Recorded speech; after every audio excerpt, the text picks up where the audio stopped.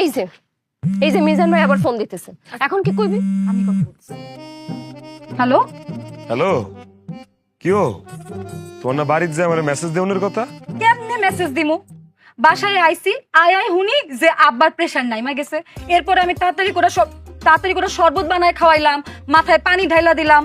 যত যাই বলো, আমি তো আমার বাপের আগে কাউরে বসাইতে পারুম না, তাই না? আমার বাপ তো সবার আগে।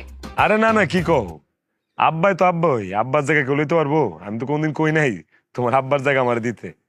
ঠিক আছে, আব্বা কেমন আছে এখন? আব্বা ভালো আছে, কিন্তু তুমি আমারে এত দেরি করে ফোন দিলা কেন? আর আমি তো আর অপেক্ষা করতেছিলাম যে তুমি যাই আমার মেসেজ দিবা। আমি তো জানি না তুমি কই আছো। বুঝছি, আমার আর কিছু বুঝানো লাগবো না, আমার যা বুঝার আমি তা বুঝা গেছি।